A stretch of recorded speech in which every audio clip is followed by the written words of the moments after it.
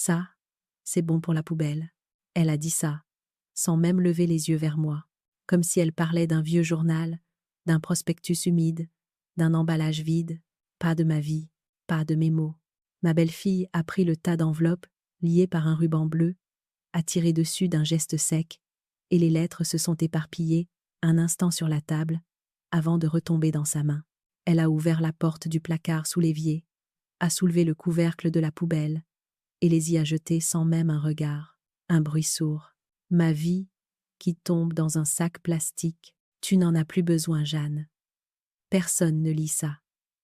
Et toi? Tu ne te souviens plus très bien. Elle a laissé sa phrase en suspens, comme une gifle qu'on ne finit pas.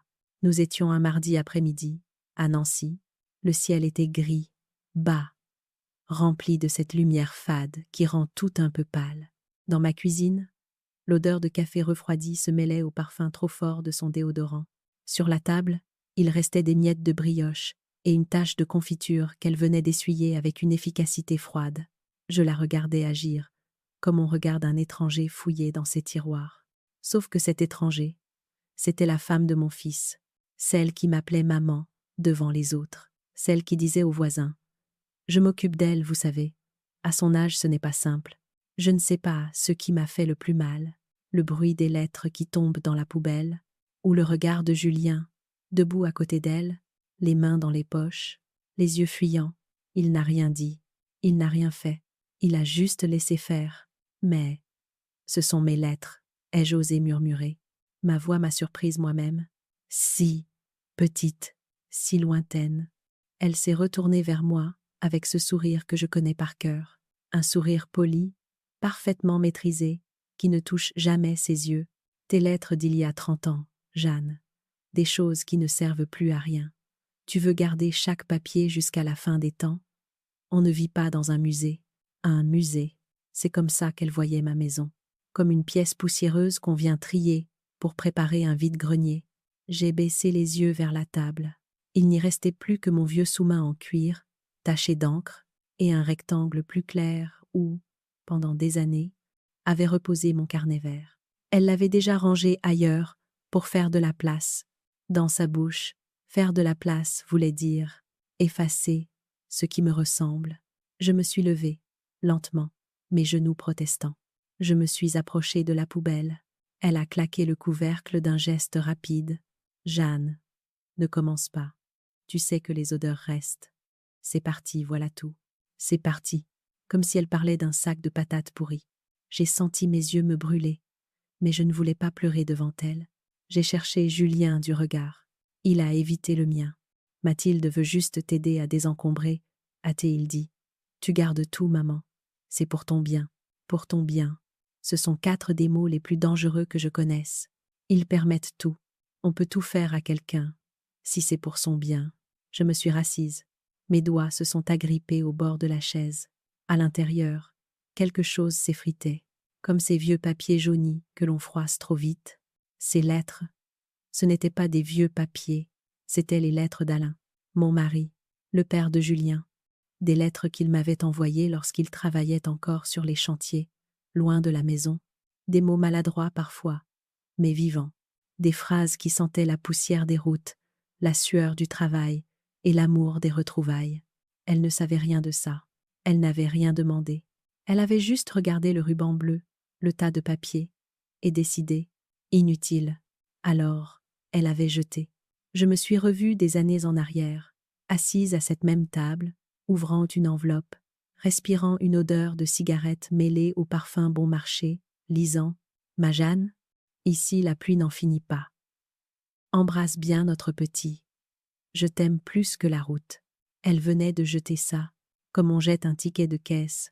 Je me suis sentie, réduite à ce qu'elle avait décidé que j'étais, une vieille femme encombrante, qu'il faut alléger de ses souvenirs. C'est à ce moment-là que mon regard a croisé le coin de la table, là où dépassait un bord de chemise cartonnée, une chemise grise, ordinaire, un peu gondolée par l'humidité. Testament, copie notaire, le mot, écrit à la main par Alain, ressortait nettement. Elle avait tout remué. Elle avait sorti les lettres, déplacé des factures, trié des relevés, jeté des cartes postales, mais cette chemise grise, elle ne l'avait pas vue, ou elle avait cru que c'était sans importance, comme si le destin lui-même avait posé là, à portée de main, la seule chose qui comptait encore vraiment. Je l'ai glissée discrètement vers moi. Elle, trop occupée à m'expliquer que moins on garde de choses, mieux on respire, ne s'est aperçue de rien. J'ai posé ma main dessus. Mon cœur a battu plus fort. Je ne l'ai pas ouverte tout de suite. Je savais très bien ce qu'il y avait dedans. Une copie de ce que nous avions signé, Alain et moi, chez le notaire, des années plus tôt, à une époque où nous croyons encore que les enfants sont forcément reconnaissants.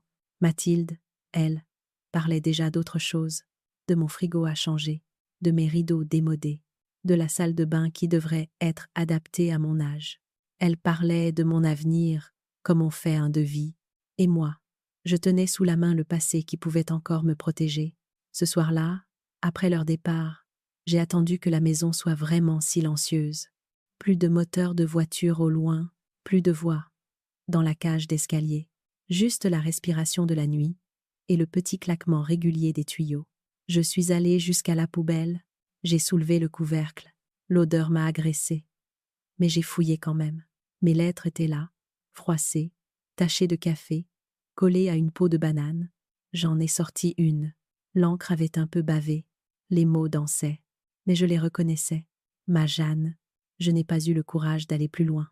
Je les ai toutes récupérées, une à une, avec une délicatesse de chirurgien. Je les ai étalées sur la table, comme on aligne des blessés après une bataille. Et puis mon regard est revenu à la chemise grise. Toujours là, toujours intacte. Elle avait jeté mes lettres, mais pas la copie du testament.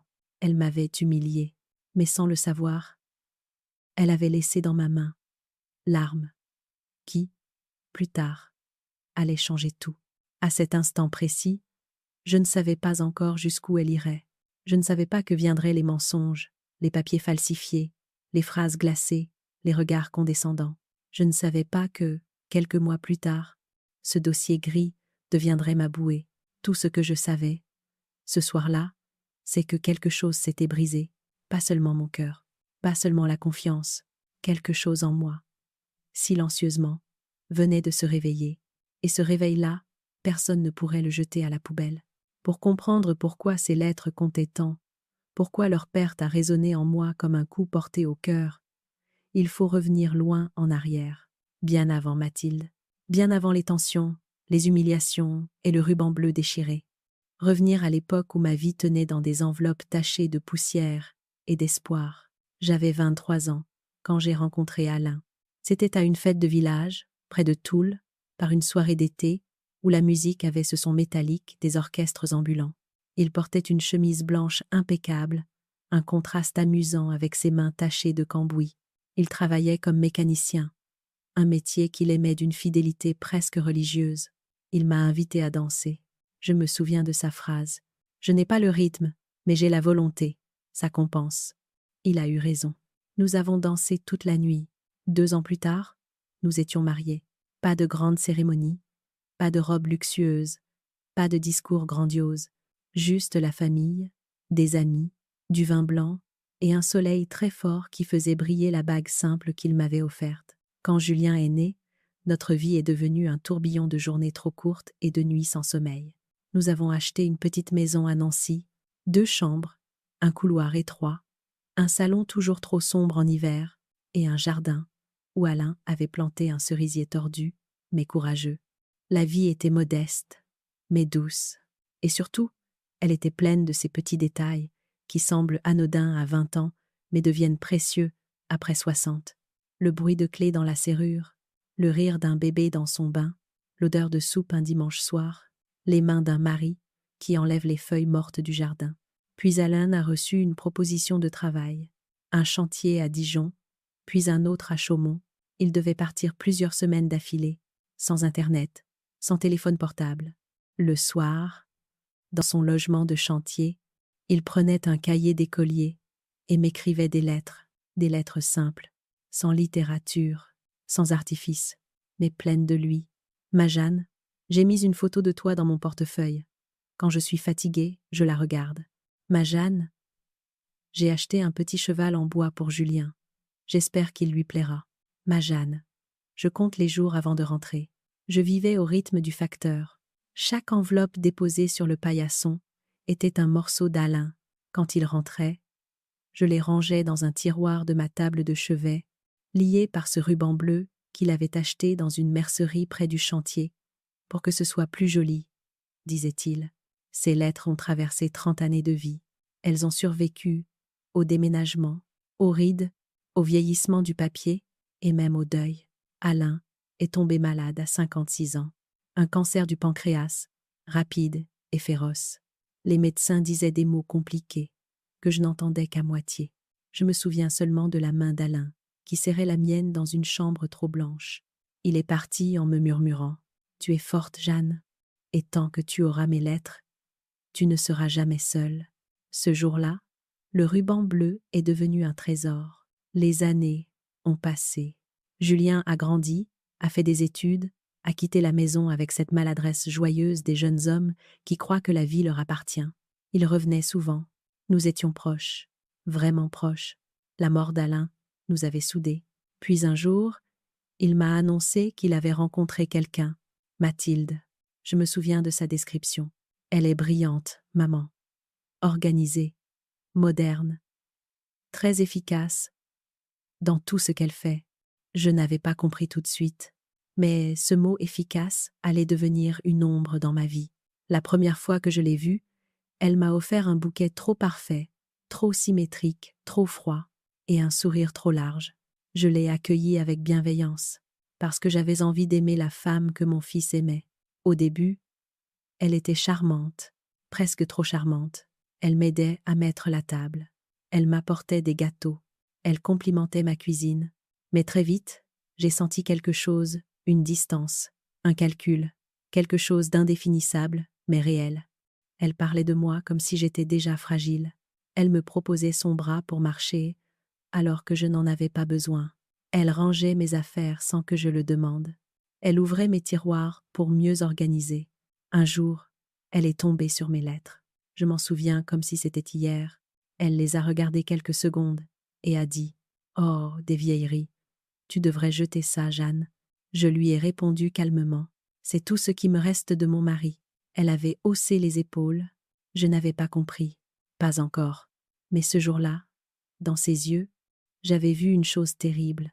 Elle ne respectait pas ma mémoire. En vieillissant, on croit que le temps nous rend invisibles.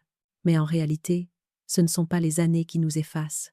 Ce sont les gens qui nous entourent, ceux qui décident que nos objets sont inutiles, que nos souvenirs sont encombrants, que notre histoire est un tiroir trop plein. Mathilde n'avait pas jeté que des lettres. Elle avait jeté un morceau de moi. Elle ne le savait pas encore, mais elle avait aussi laissé derrière elle, par négligence, la seule chose qui pouvait encore me sauver, la copie du testament qu'Alain et moi avions signé ensemble. Une copie qu'elle n'avait pas vue, ou qu'elle avait crue insignifiante. Pourtant, dans cette chemise grise, il y avait la clé de tout ce qui allait suivre.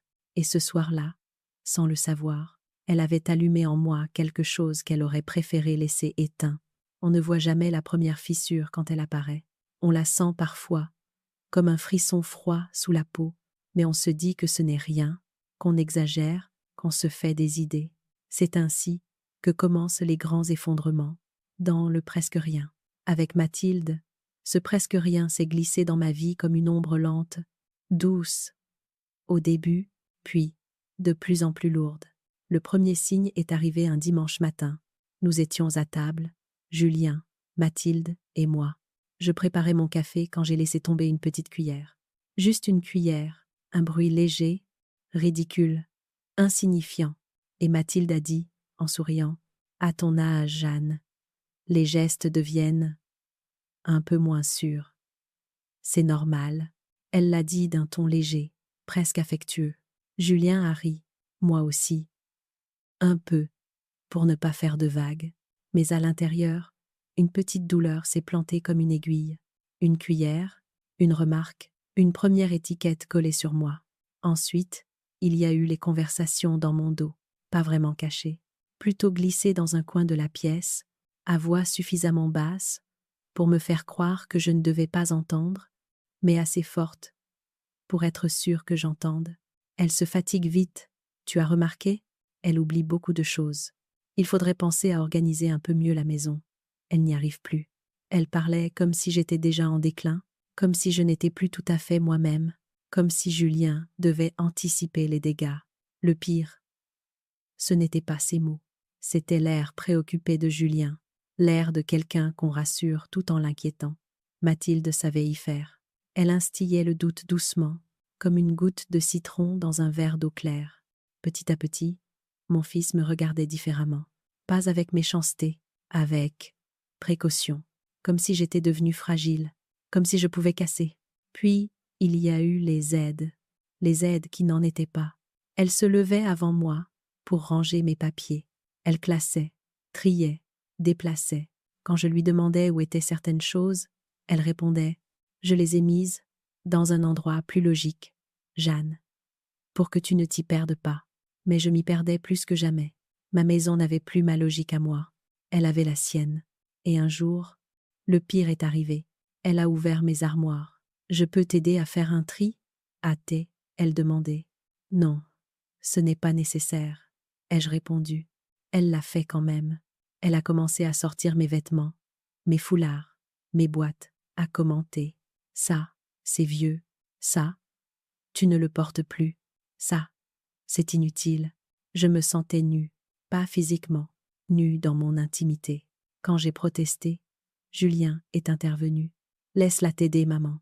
Ça te fera du bien. » Du bien. Ce mot-là revenait souvent. Il menaçait souvent aussi, parce qu'à chaque fois, il signifiait que je devais céder. Puis sont venus les papiers, les documents administratifs dont j'avais pris soin toute ma vie, mes relevés, mes quittances, mes factures, mes polices d'assurance. Rien de compliqué, juste les traces normales de l'existence. Mathilde les jugeait désorganisées. Elle disait qu'il fallait centraliser. Alors elle a commencé à déplacer mes chemises, changer l'ordre de mes dossiers, ouvrir mes lettres, prélever les papiers importants, jeter ceux qu'elle jugeait périmés. Un jour, je me suis aperçue qu'un relevé manquait, puis deux, puis une copie de facture, puis une attestation. Quand je lui ai demandé « Où est le dossier assurance ?» Elle a souri.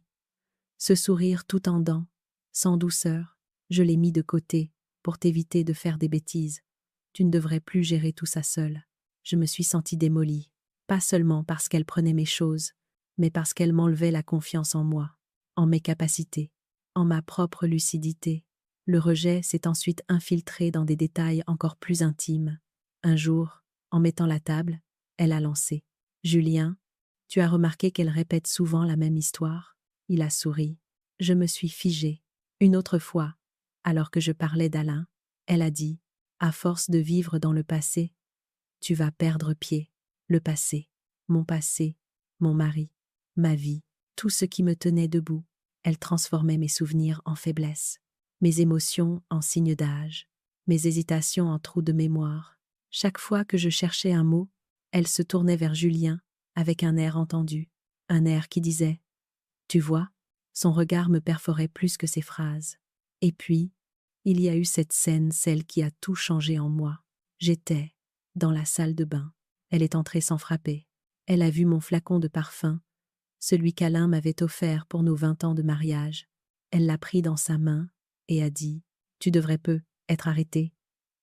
À ton âge, ces odeurs-là, ce n'est plus très adapté. » Adapté, c'était ce mot-là qui m'a glacée. Comme si, à près de 80 ans, je devais demander la permission d'être encore une femme. Les signes de rejet n'étaient plus des signes, c'était une stratégie, une lente désappropriation, un effacement méthodique.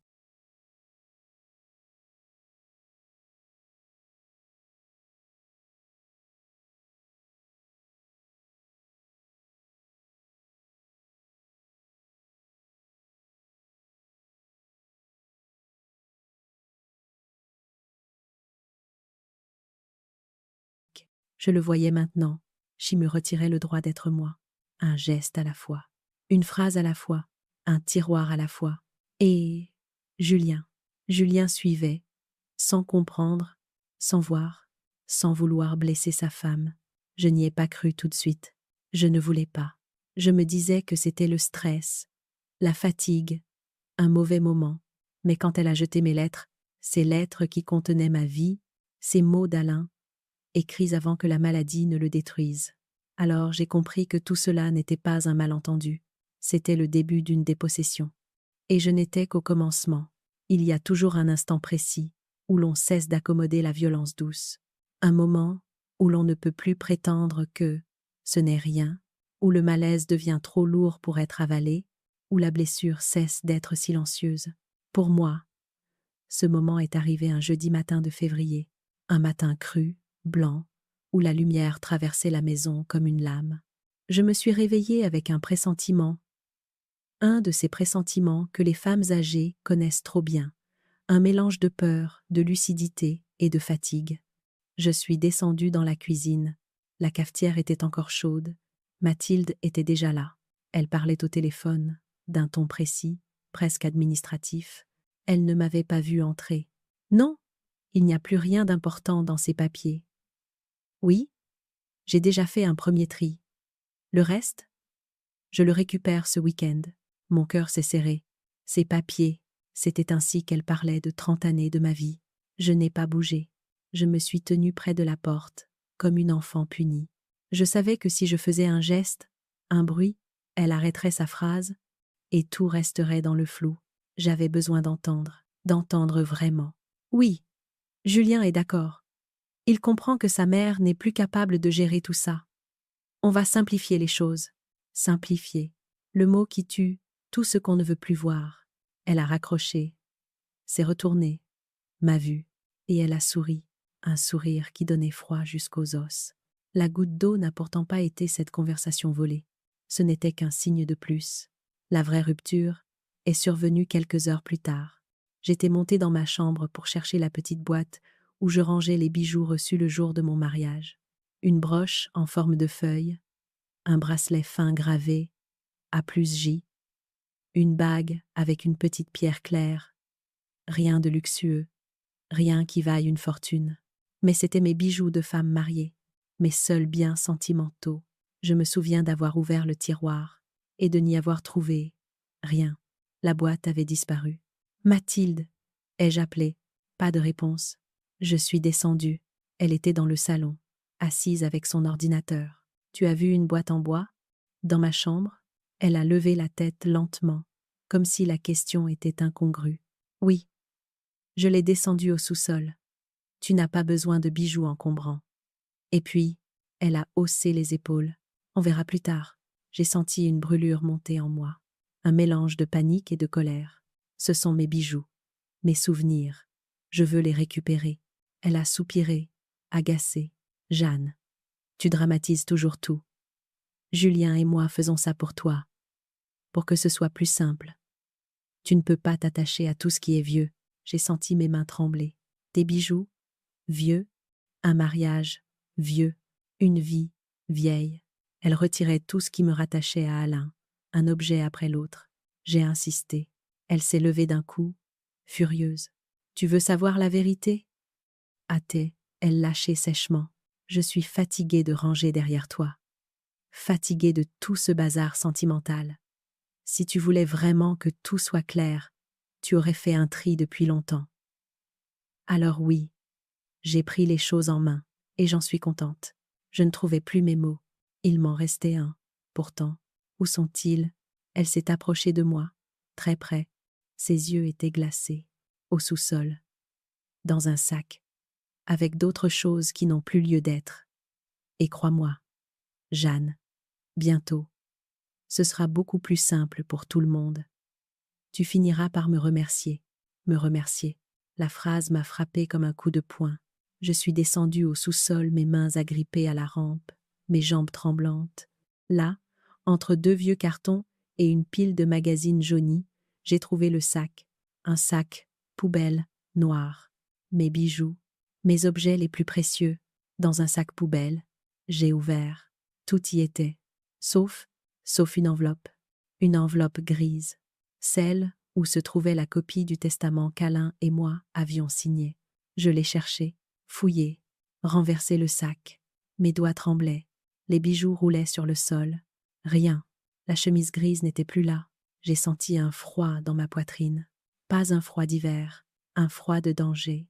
Elle savait, elle avait vu quelque chose. Elle avait compris que cette chemise avait une valeur, et elle avait déjà mis la main dessus. Mais je ne savais pas encore ce qu'elle comptait en faire. Le soir même, j'ai appelé Julien. Il est venu rapidement. Je lui ai tout expliqué. Les bijoux, la boîte, le sac poubelle. Il m'a écouté. Enfin, c'est ce que je croyais. Puis il a dit « Maman, tu es fatiguée. Mathilde veut juste t'aider. Tu deviens méfiante.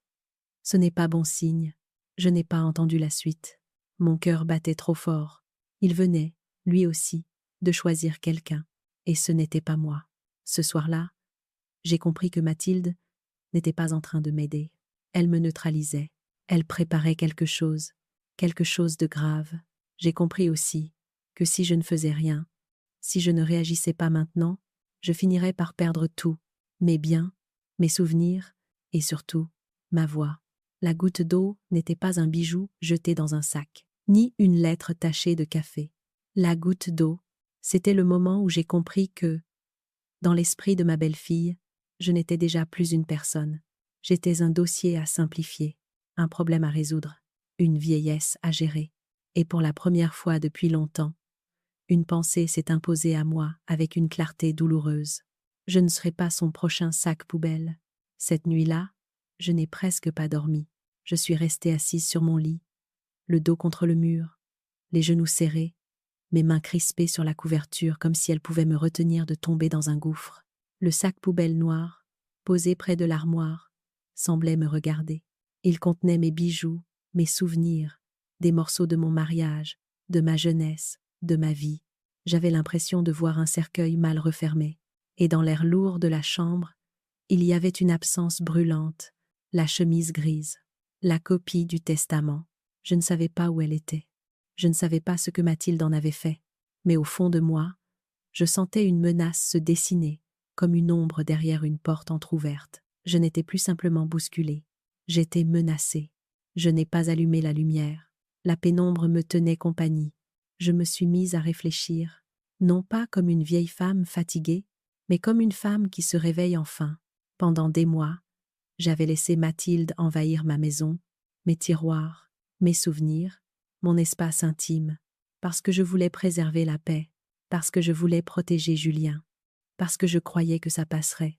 Mais cette nuit-là, une phrase revenait dans ma tête, en boucle. Tu deviens méfiante. Ce n'est pas bon signe. Julien l'avait dit doucement, avec inquiétude, mais pour moi, c'était comme un diagnostic, comme s'il avait ajouté « Tu perds pied, maman », alors que c'était moi qui voyais clair, et eux qui marchaient dans le brouillard. Vers 3 heures du matin, je me suis levée. J'ai ouvert doucement le tiroir où je rangeais mes carnets. Il en restait un petit carnet beige, presque vide. Les autres, Mathilde les avait rangementés. Dieu sait où. Je l'ai ouvert. La première page était blanche. J'ai pris un stylo et j'ai écrit quelque chose que je n'avais jamais osé écrire. Je dois me protéger. Les lettres tremblaient un peu, mais elles brillaient sur le papier avec la force d'un serment. J'ai continué à écrire, lentement, en laissant sortir tout ce que je retenais depuis des mois. Elle jette mes souvenirs, elle prend mes papiers, elle ouvre mes tiroirs, elle décide à ma place. Julien ne voit rien. La copie du testament a disparu. Chaque phrase était une brûlure. Mais chaque phrase était aussi une preuve écrite, la première que je m'accordais à moi-même. J'ai senti, pour la première fois, que je reprenais possession de quelque chose, mon histoire. Quand l'aube est arrivée, quand la lumière grise a commencé à filtrer par les volets, j'ai pris une décision que je n'aurais jamais imaginé prendre un jour, une décision qui m'a fait peur, mais qui m'a rendue étrangement vivante. Je n'allais plus me taire, je n'allais plus me laisser faire, je n'allais plus attendre que quelqu'un me sauve, parce que plus personne ne le ferait, ni Julien, ni les voisins, ni la famille, ni même les souvenirs d'Alain. Il ne restait qu'une personne capable de me protéger. Moi, j'ai passé la matinée à observer Mathilde sans qu'elle s'en rende compte. Je regardais ses gestes précis, sa manière de toucher mes objets de décider ce qui me convenait, de parler de moi, comme d'un dossier administratif. Et plus je la regardais, plus je comprenais quelque chose d'essentiel. Mathilde ne m'aimait pas, elle ne me respectait pas, elle ne me voyait même pas, elle me gérait. J'étais pour elle une charge, un obstacle, un parent fragile dont il fallait anticiper la dépendance. Elle avait déjà commencé le travail, me présenter comme désorganisée et me faire douter de moi, m'enlever l'accès à mes propres documents, m'isoler dans ma propre maison. C'était cela, la violence moderne. Pas de cris, pas de coups, juste une dépossession lente, polie, méthodique, une disparition en douceur. En début d'après-midi, alors qu'elle rangeait mes assiettes à la façon moderne, j'ai senti quelque chose bouger dans ma poitrine.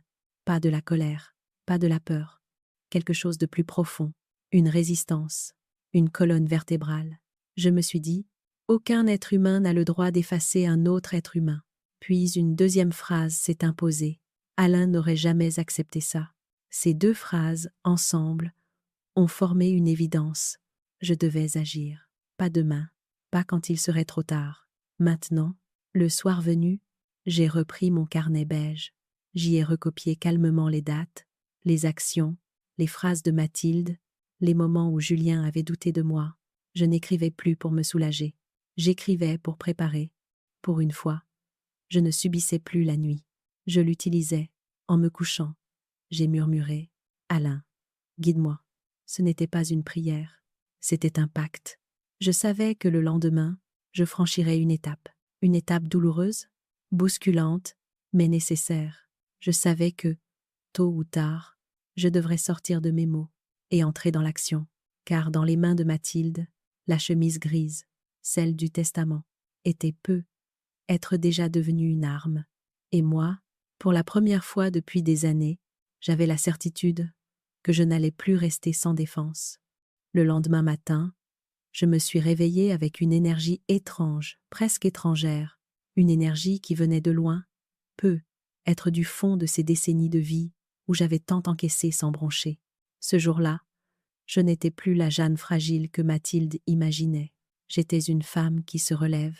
Je me suis préparée lentement, avec soin. J'ai mis mon manteau gris, celui qu'Alain aimait, et j'ai glissé mon carnet beige dans mon sac. Chaque page remplie la veille avait une valeur. Une date, une phrase, un geste, une preuve. Je n'ai rien dit à Mathilde. Je n'ai rien dit à Julien. J'ai fermé la porte derrière moi, en silence. Mon premier arrêt fut chez mon notaire, maître Duval, un homme aux cheveux blancs, d'une patience infinie.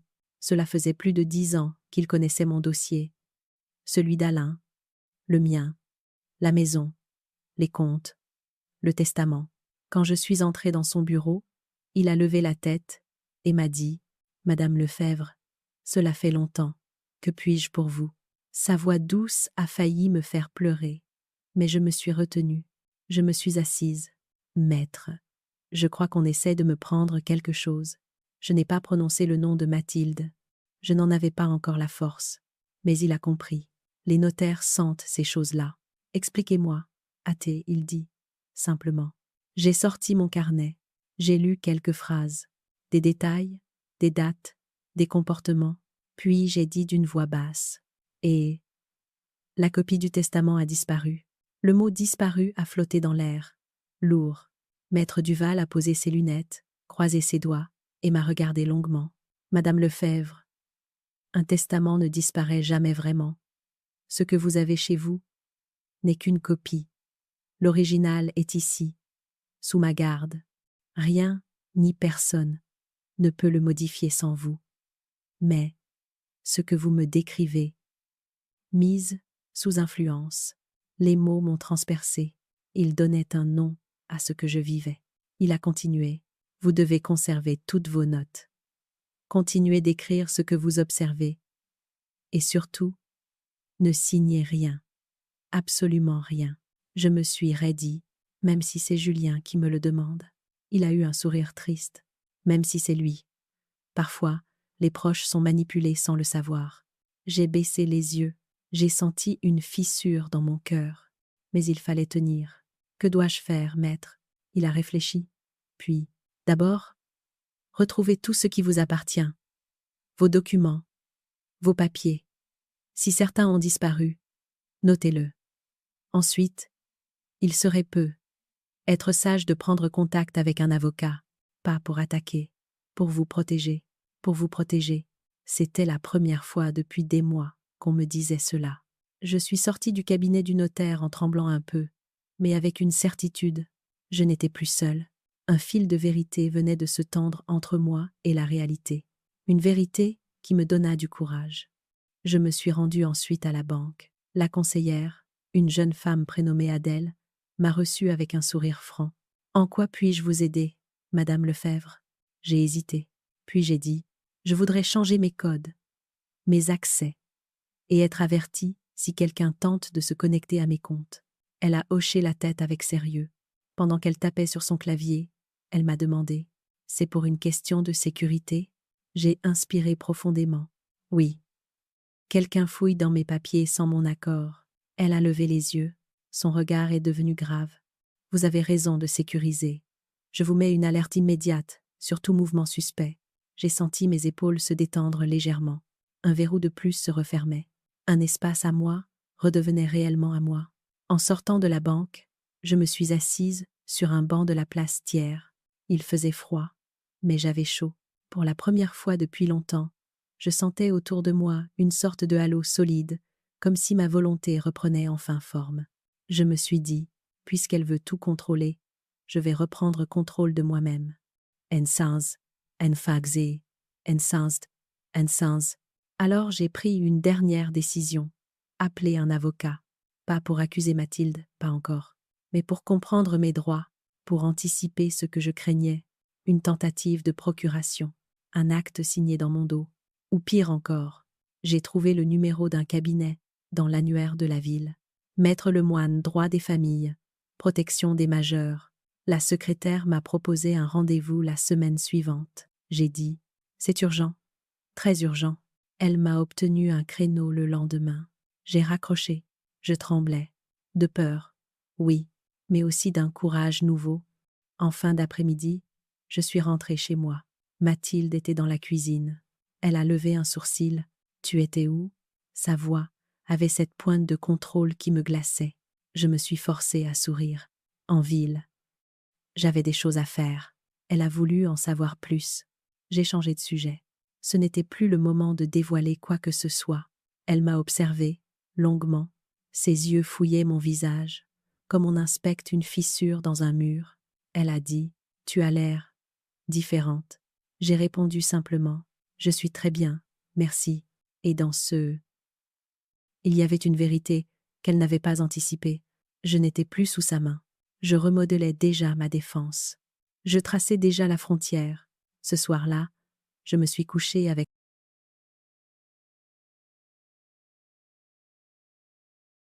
mon carnet beige posé sur ma table de nuit. Je l'ai touché du bout des doigts. Et j'ai soufflé. J'avance, Alain. J'avance enfin. Je savais maintenant que la bataille n'était plus seulement morale. Elle allait devenir légale. Et j'étais prête. Le lendemain, j'avais rendez-vous avec Maître Lemoine, l'avocate conseillée par ma propre intuition plus que par quiconque. Je suis arrivée en avance, assise dans la salle d'attente au milieu des dossiers empilés et du tic-tac sec d'une horloge murale. J'avais mon carnet beige contre moi, comme un bouclier. Quand la porte s'est ouverte, l'avocate m'a accueillie d'un ton clair. « Madame Lefebvre, entrez, je vous en prie. » Elle était jeune, la quarantaine énergique, avec une façon de vous regarder, qui donnait l'impression qu'elle voyait tout, même ce que vous ne disiez pas. Je me suis assise, et avant même que je ne commence, elle a posé ses lunettes sur la table. « Expliquez-moi tout, avec vos mots. N'ayez pas peur d'être trop précise. » Alors j'ai parlé, longuement, de Mathilde, des tiroirs ouverts sans mon accord, de mes lettres jetées, de mes bijoux dans un sac poubelle, de la copie du testament disparu, de Julien, qui glissait doucement hors de ma réalité. Elle m'écoutait, sans m'interrompre. Parfois elle notait un mot, parfois elle hochait la tête, parfois elle me regardait droit dans les yeux, comme pour me dire « Je vous crois. Continuez. » Aisée, oh, quand j'eus terminé, elle s'est penchée vers moi. « Ce que vous décrivez ressemble à une tentative d'emprise et de contrôle. Pour agir, il nous faut 2 choses, des preuves et un acte déclencheur. Vous m'avez déjà donné les preuves. Elle a désigné mon carnet beige. Et l'acte déclencheur, je crois qu'il est sur le point d'arriver. Vous devez rester très vigilante.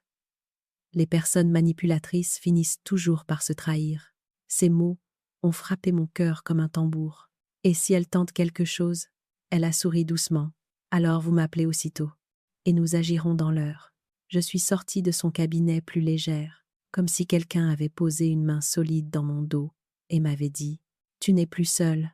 Mais Mathilde, elle, a senti quelque chose.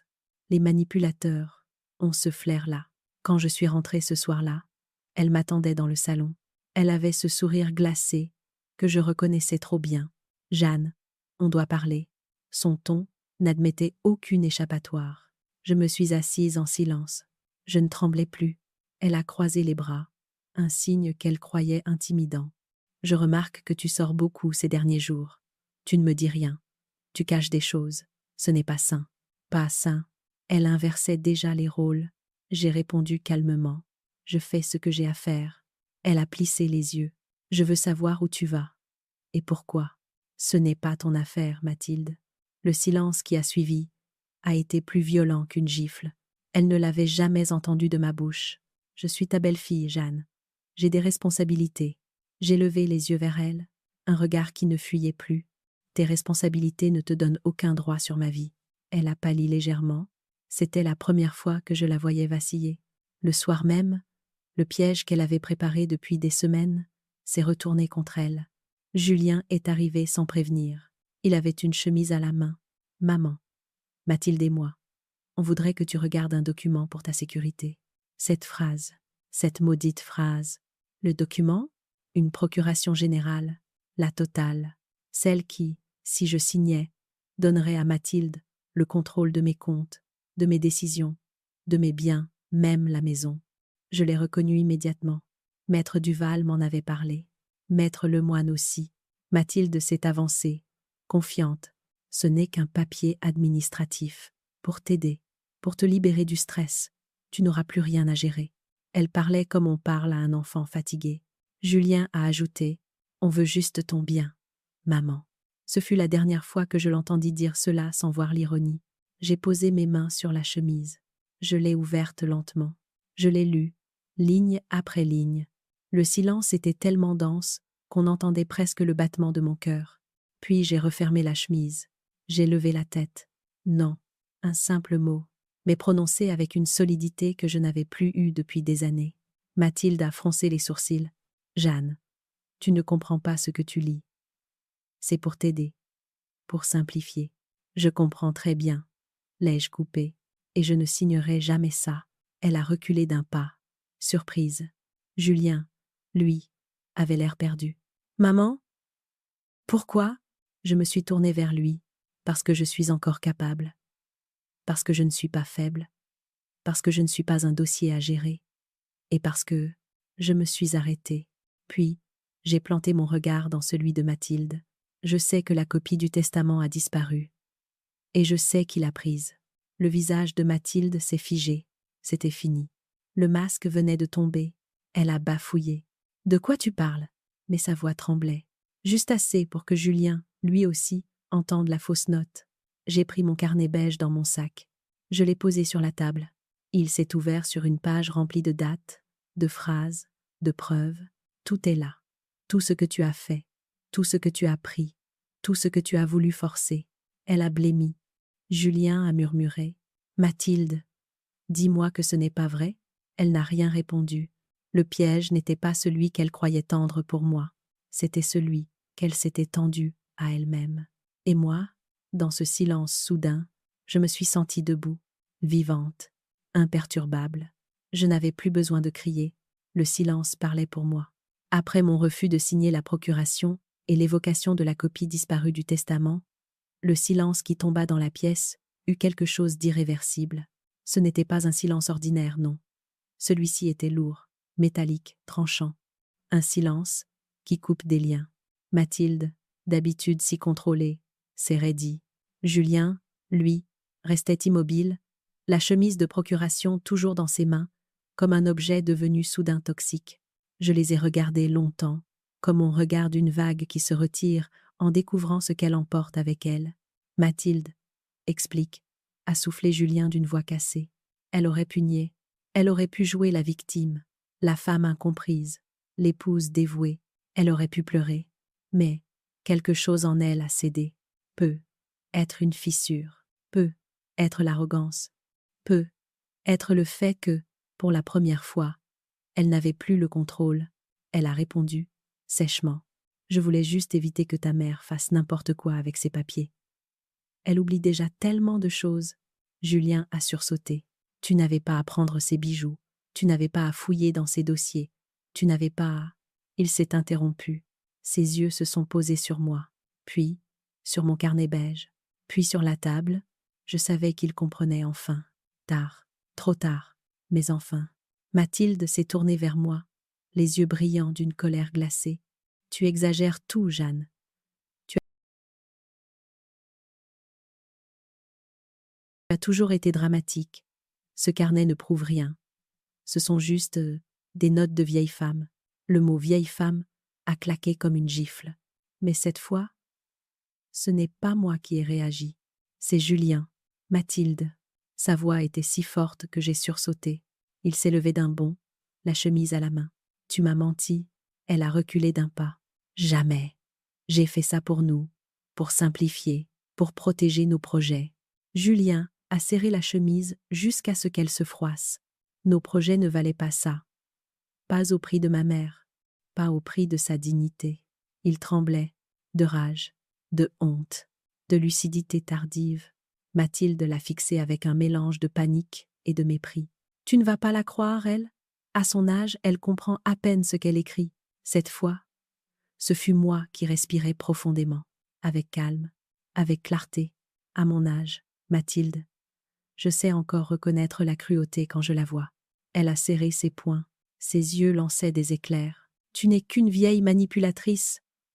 Tu fais ça pour nous monter l'un contre l'autre. Je l'ai laissé parler, laisser sortir ce qu'elle contenait, dévoiler son vrai visage. Julien a mis un terme à cette scène. Ça suffit. Un mot, un seul, mais prononcé avec une fermeté que je ne lui connaissais pas. Il est sorti de la pièce, nerveux, ses pas résonnant dans le couloir. Mathilde l'a suivi, hurlant son prénom, puis la porte d'entrée a claqué si fort que les vitres ont tremblé. Je suis restée seule un moment, assise dans mon fauteuil, mon carnet sur les genoux, le silence de la maison, devenu soudain trop grand. Je savais que ce qui venait de se passer ne pouvait plus être effacé. Le fil qui nous reliait Julien, Mathilde et moi venait de rompre, et cette rupture laissait un vide qu'on ne comble pas, un vide qu'on apprend seulement à regarder. La soirée a été longue, très longue. Julien n'est revenu que vers 22 heures. Il s'est assis face à moi, le visage ravagé, les yeux rougis. Elle est partie. Sa voix s'est brisée. J'ai posé ma main sur la sienne. Il n'a pas retiré la sienne. Il l'a serrée, comme quand il était petit. Pourquoi tu ne m'as rien dit avant? Cette question-là m'a transpercée, parce qu'elle me renvoyait à mes mois de silence, à ma prudence, à ma peur, à ma honte même. J'ai répondu doucement, parce que je ne voulais pas que tu souffres, parce que je pensais que je pouvais gérer, parce que je croyais encore que l'amour suffirait. Il a fermé les yeux. J'aurais dû te protéger. J'ai caressé sa main. Tu n'étais pas celui qui me menaçait, Julien. Tu étais celui qu'on manipulait. Il a éclaté en sanglots, la tête dans ses mains, le corps secoué comme un enfant. Je lui ai laissé ce moment. Je n'ai rien dit. Je n'ai pas bougé. Les mères savent écouter la douleur, sans la remplir de mots. Quand il s'est calmé, il m'a dit « Je vais récupérer la copie du testament. Je vais lui demander où elle l'a mise. » J'ai secoué la tête. Non, ne fais rien. Tout est déjà enclenché. Il m'a regardé, surpris. Que veux-tu dire? Alors je lui ai expliqué. Le notaire, la banque, l'avocate, la collecte de preuves, le danger qui planait, ma prise de conscience, ma préparation. Julien m'a écouté, bouche entr'ouverte. Peu, être pour la première fois de sa vie, il me voyait comme une femme capable, pas comme une mère âgée à ménager. À la fin, il a murmuré. Tu as fait tout ça? Seul? Oui. Et tu n'as pas eu peur? J'ai souri tristement. Bien sûr que j'ai eu peur. Mais encore plus peur de disparaître. Il a baissé la tête. Je suis désolée, maman. Je suis tellement désolée. Je lui ai répondu la seule chose qui me semblait juste. Tu vois, Julien, les familles ne se brisent pas en un seul geste. Elles se brisent en silence, lentement, jusqu'au jour où tout éclate. Il a serré ma main plus fort. Je suis avec toi maintenant. Je ne te laisserai plus jamais seule. Cette promesse-là, même fragile, même tardive, a éclairé un coin sombre de mon cœur. Cette nuit-là, alors que Julien dormait sur le canapé, j'ai regardé par la fenêtre. Il pleuvait, une pluie fine, presque transparente. Le genre de pluie qui efface les traces, qui nettoie, mais qui révèle aussi. Je savais que rien ne serait plus jamais comme avant. Mathilde reviendrait peu. Être, ou peu, être pas. Mais la fracture était faite. La famille, ma famille, et venait d'exploser. Et moi, pour la première fois, je n'essayais pas de recoller les morceaux. Je me tenais debout dans les décombres, libre, lucide, et prête à vivre la suite. Les jours qui suivirent l'explosion furent étranges, presque suspendus. La maison, soudain débarrassée de Mathilde, reprenait un souffle que je n'avais pas entendu depuis des années. Un souffle lent, doux, presque timide, comme si les murs eux-mêmes redécouvraient la paix. Julien venait encore chez moi, mais différemment. Il ne surveillait plus, il ne jugeait plus. Il s'asseyait simplement, souvent en silence, comme pour penser un endroit de son cœur qu'il avait longtemps ignoré. Moi aussi, je réapprenais à vivre, pas vite, pas brusquement, petit pas par petit pas, comme une femme qui sort d'une longue maladie. La première chose que j'ai faite fut de récupérer mes objets, mes tiroirs, mes petites choses. Je les ai remis là, où moi, je les voulais. Pas selon une logique moderne, inventée par quelqu'un d'autre, selon la mienne.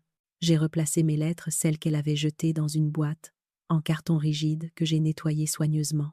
Chaque enveloppe abîmée, tachée, froissée, je l'ai lissée avec une douceur quasi maternelle. Puis j'ai posé la boîte dans ma table de chevet, à la place exacte où elle était depuis 30 ans. En la fermant, j'ai murmuré « Voilà, vous êtes revenu à la maison ». J'ai pleuré, des larmes lentes, profondes, pas de tristesse, non. De retour à soi, il y avait aussi le jardin, le pauvre jardin, laissé à l'abandon depuis l'emprise de Mathilde. Un matin, j'ai enfilé mes gants, attrapé mon petit sécateur, et je suis sortie. L'air était vif, les herbes folles avaient pris le dessus, les rosiers avaient besoin d'être taillés, la terre était dure, mais au pied du cerisier qu'Alain avait planté, j'ai vu une petite pousse verte, une minuscule promesse. Je me suis agenouillée difficilement, et j'ai senti la terre entre mes doigts. Elle était froide, mais vivante. J'ai fermé les yeux, j'ai souri. Je suis encore là, Alain. Ai-je murmuré. Je suis encore là. Ce jardin, c'était mon refuge, ma preuve de continuité, mon territoire retrouvé. Le jeudi suivant, je me suis offert une petite promenade en ville. Cela faisait longtemps que je n'avais pas marché seul, pour rien, sans devoir justifier où j'allais. J'ai longé les rues anciennes de Nancy, regardé les vitrines des petites boutiques, salué un vieux voisin que je n'avais pas vu depuis des mois. « Vous avez bonne mine, Jeanne !» m'a-t-il lancé. Je respire à nouveau. Ai-je répondu sans réfléchir. Et c'était vrai. Je respirais. Je me suis arrêtée à une boulangerie. J'ai acheté un éclair au café, mon péché mignon. Mathilde disait que... J'ai ri en prenant la première bouchée. Elle n'était plus là. Ces mots, non plus. Un après-midi, une idée simple m'a traversé l'esprit. Repeindre la chambre d'amis. Cette chambre où Mathilde prétendait que j'allais vivre bientôt, quand se déplacer deviendra difficile. Un mensonge déguisé en prévenance. Je suis allée acheter un pot de peinture couleur lin. Julien m'a proposé son aide, mais j'ai refusé. Je voulais le faire seul, pour montrer à mon corps qu'il savait encore, pour rappeler à ma tête que j'étais toujours capable. J'ai passé 2 jours à repeindre, à nettoyer, à ouvrir les fenêtres, pour laisser entrer l'air frais. Le 3e jour, j'ai accroché sur le mur un tableau que j'avais peint dans ma jeunesse, un paysage de campagne sous un ciel bleu. Alain m'avait toujours dit « Tu devrais l'accrocher ». Il est beau. Je l'ai enfin fait. Quand j'ai reculé pour observer le résultat, j'ai senti une grande chaleur m'envahir. Pas de fierté, pas d'orgueil, juste une paix simple, une chambre en plus, une pièce redevenue mienne. Julien avançait lui aussi, à sa façon. Un soir, il m'a confié. J'ai demandé à Mathilde de partir quelques semaines. Je dois réfléchir. J'ai été aveugle. Je dois comprendre pourquoi. Il avait les yeux rougis. Je l'ai laissé parler. Je n'ai pas excusé. Je n'ai pas accusé. Je n'ai rien décidé à sa place.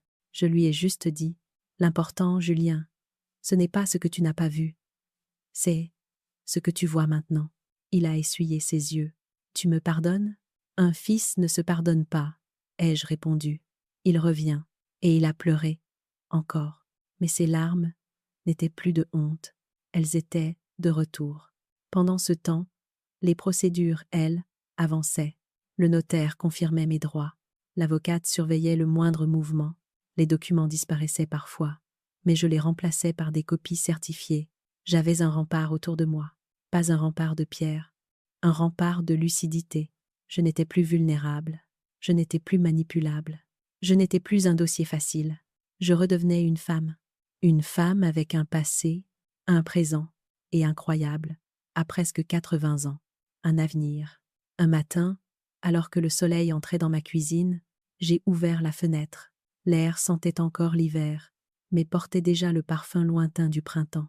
J'ai préparé un café, mis la radio, et je me suis assise à table. Pour la première fois, depuis longtemps, je me suis dit: ma vie m'appartient encore. Puis, une deuxième pensée a suivi, plus douce, plus profonde. Je m'appartiens encore. Cette vérité-là, simple, immense, m'a redressée de l'intérieur. Je n'avais pas gagné contre Mathilde. La justice n'était pas encore passée. Mais j'avais gagné contre la peur, contre le silence, contre l'effacement. Et cela valait déjà toutes les victoires. Ce soir-là, alors que la lumière tombait lentement sur les toits de Nancy, j'ai compris que quelque chose en moi avait définitivement changé. Pas un grand fracas, pas une transformation spectaculaire, non. Quelque chose de plus subtil, de plus profond, un déplacement intérieur, un réalignement silencieux. Je me suis assise dans le vieux fauteuil d'Alain, celui dont les accoudoirs avaient gardé la forme de ses mains. J'ai allumé une petite lampe à poser, dont la lumière douce dessinait un cercle chaleureux autour de moi, comme un refuge intime. Sur mes genoux, mon carnet beige était ouvert à la dernière page, vide, prêt à recevoir le dernier mot de ce combat que je n'avais jamais prévu de mener. Autour de moi, la maison respirait doucement. Elle ne portait plus les crispations, les tensions, les bruissements faux des pas de Mathilde. Elle n'était plus une scène d'emprise, d'humiliation ou de contrôle. Elle était redevenue ce qu'elle avait toujours été, le lieu de ma vie, le témoin de mon amour, le gardien de ma mémoire, une maison qui m'appartenait encore à moi, et à personne d'autre. Je repensais à tout, à mes lettres retrouvées dans un sac poubelle, à la disparition de la copie du testament, à la procuration qu'ils avaient tenté de me faire signer, à la façon dont Julien me regardait sans réellement me voir, à la lente dépossession que Mathilde avait orchestrée, à mes nuits blanches, à ma visite chez le notaire, à l'avocate qui m'avait dit d'une voix calme: « Vous n'êtes pas faible. Vous êtes en danger, ce qui est très différent. » Je me souvenais aussi du moment où j'avais dit « non », ce petit mot, si court qu'il pourrait tenir sur une respiration, et qui pourtant avait été la première pierre de ma reconstruction. Je me souvenais du regard de Mathilde quand elle avait compris que son plan s'écroulait. Un regard de défaite, un regard qu'elle n'aurait jamais imaginé recevoir d'une vieille femme qu'elle jugeait docile, dépassée, manipulable. Mais les années ne m'avaient pas rendue inutilisable. Elles m'avaient rendue invincible d'une autre manière. Patiente, lucide, infranchissable. Julien restait souvent près de moi maintenant, pas par pitié, pas par repentir, mais par présence véritable. Il avait rattrapé son rôle, non pas celui du fils parfait, mais celui de l'homme qui voit enfin sa mère comme une personne debout, malgré le temps, une personne qui avait su tirer la sonnette d'alarme avant de disparaître. Il m'avait dit un soir, d'une voix douce: « Je ne te laisserai plus jamais tomber. » Et j'avais senti, sans exiger aucune promesse, qu'il disait vrai. Dans mon fauteuil, avec mon carnet ouvert, J'ai laissé mes pensées remonter. J'ai regardé ma vie, pas comme un long couloir d'épreuves, ni comme une succession de blessures, mais comme une route vivante, une route qui avait refusé de s'arrêter au premier obstacle. Je n'étais pas une survivante, j'étais une femme qui avait appris à renaître. Puis, mon attention s'est posée sur la fenêtre. La nuit, encore jeune, glissait doucement sur la ville. Quelques lampadaires éclairaient la rue, et plus loin, j'apercevais l'ombre du cerisier, planté par Alain. Ma colonne, mon témoin, mon repère. Je me suis levée, et je suis allée jusqu'à la fenêtre. J'ai posé ma main sur le carreau froid. Tu vois, Alain. J'ai tenu bon, ai-je murmuré. Et je tiens encore. Je n'attendais pas de réponse. Elle était là, dans la force tranquille qui me traversait désormais, dans la certitude douce que j'avais retrouvé ma place.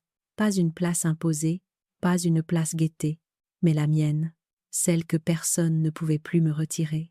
Je suis retournée à ma table. J'ai pris mon stylo.